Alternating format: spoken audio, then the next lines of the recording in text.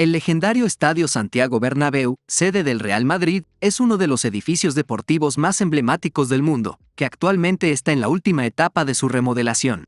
La nueva cubierta, que incluye un techo retráctil, así como los nuevos espacios comerciales, de negocios, de ocio y un hotel, sumado al campo retráctil, son algunas de las ambiciosas obras de reformas que están llegando a su final. Pero remodelar un estadio tan impresionante como el Santiago Bernabéu no es algo que se tomase a la ligera. Hasta 4 proyectos diferentes se presentaron para mejorar el recinto del Real Madrid, al que se terminó decidiendo el ganador que vemos en construcción en la actualidad. La remodelación del estadio tiene como objetivo convertir al estadio en un icono arquitectónico de Madrid y ser un referente internacional como instalación deportiva. Para el plan de mejoras del Bernabéu, el Real Madrid decidió lanzar un concurso internacional de ideas de arquitectura para la remodelación de su estadio. El club reunió a un grupo de arquitectos nacionales e internacionales que se encuentran entre los más prestigiosos del mundo. Todas las localidades con techo, un mayor aforo y con una cubierta que ofrezca al visitante del edificio una visión arquitectónica vistosa y digna de conformar un atractivo turístico por sí mismo. Estas fueron algunas de las características que buscaba Florentino Pérez a la hora del plan de mejoras para el Bernabéu. En 2014 el club eligió entre 4 propuestas presentadas para llevar a cabo una reforma del estadio que permitiera al club lograr nuevas fuentes de ingresos y mejorar la experiencia de los fanáticos en cada partido. El concurso fue ganado por la empresa alemana GMP y los arquitectos L35 Architects y Rivas. Junto a este proyecto, otros 3 más hicieron soñar a los madridistas con cómo sería el Bernabéu en el futuro. Y en este video repasaremos todas las propuestas, tanto la ganadora como las que fueron descartadas. Y sin nada más que decir, comencemos. Empecemos con la propuesta ganadora de los arquitectos alemanes GMP junto con L35 y Rivas. Al ser el proyecto elegido, es la que se tiene más información. Su plan contempla la ampliación del entorno del recinto y con una fachada futurista completamente nueva con lamas metálicas distintivas que permite iluminar y proyectar imágenes.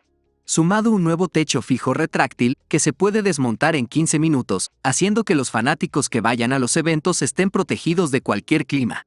También busca preservar la mayoría de las gradas existentes, aumentando solo los asientos en la tribuna principal. La mejora del Tour Bernabéu, que se ampliará enormemente y contará con una superficie mucho mayor, mientras que también inaugurará un nuevo museo interactivo con lo último en tecnología de realidad virtual. La construcción de 2 nuevas torres permitirán disponer de más vías de acceso, así como nuevas escaleras mecánicas y ascensores. Además de las mejoras en materia de sostenibilidad energética que ofrece la nueva cubierta y el revestimiento exterior, el estadio promoverá la eficiencia y medidas respetuosas con el medio ambiente. Debido al retraso de las obras de construcción del proyecto, se pudo hacer algunas mejoras, como lo es su sistema de césped retráctil, donde se construyó un invernadero subterráneo de 30 metros, albergando 8 planchas independientes de césped que podrán ponerse y quitarse a voluntad con un sistema de rieles. Esto con el objetivo de hacer al Santiago Bernabéu en un espacio que no solo pueda albergar partidos de fútbol, sino también otros multitudinarios eventos. En el canal ya hay un video donde hablo más al detalle de las mejoras que está teniendo el estadio del Real Madrid, por si quieren verlo. Una de las propuestas que más llamó la atención por su aspecto futurista fue el presentado por Norman Foster, creador del nuevo Wembley, que unió fuerzas con el reconocido Rafael de la Hoz, conocido principalmente por proyectos de oficinas. Su visión vela torres de escaleras externas escondidas entre nuevos espacios de oficinas y comercios.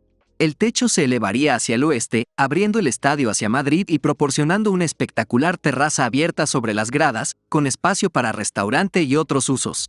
Presentando una piel con plataformas anulares, dándole un toque muy futurista, y con la posibilidad de reflejar hacia el exterior las luces y colores durante el transcurso de los partidos. El proyecto tuvo 2 versiones, una inicial que mantenía la forma redondeada del estadio pero sin las clásicas 4 torres en su esquina y con un techo que no llegaba a cerrar el estadio al completo, y otra que proponía un exterior mucho más futurista. La propuesta fue considerada muy difícil de llevar a cabo, y su elevado coste fue otro de los problemas. Además, el proyecto que fue seleccionado ganador fue capaz de readaptarse y llevar a cabo la posterior idea de que el césped pudiera ser retirado y conservado en un invernadero dentro del propio estadio. El equipo formado por Herzog y de Meuton, encargado del diseño de la Allianz Arena del Bayern Múnich, y Rafael Moneo, quien es uno de los arquitectos más destacados de España, presentaron una idea donde apostaban por darle un color blanco a todo el estadio, esto con el objetivo de dar homenaje a la vasta historia deportiva del Real Madrid, donde proponían revestir el edificio preexistente con un cortinaje delicado y etéreo que contrasta con una cubierta ligera y una marquesina terraza de perfil cóncavo. Sin espacio para un techo retráctil, esta visión enfatizaba las 4 torres en las esquinas del estadio actual en un intento de conectar el futuro con el pasado. La idea del proyecto era que entre las 4 estructuras se creara un nuevo cuenco más elíptico cubierto con un revestimiento translúcido. Las gradas se hubieran ampliado con un nuevo nivel de asientos construido sobre los existentes y se integrarían nuevas pantallas gigantes en el borde interior del techo. Lo que también llama la atención es que la parte superior de las gradas tiene la forma ondulante que es tan común en los estadios modernos hoy en día. Por último, la propuesta que dejó una de las ideas más espectaculares del concurso, la cual llegó de la firma española Estudio Lamela y la conocida Populous. El primero ha sido durante mucho tiempo socio del Real Madrid en el desarrollo del Bernabéu, mientras que el segundo es responsable de estadios como el Emirates Stadium, el Estadio Daluz y del Estadio Olímpico de Londres.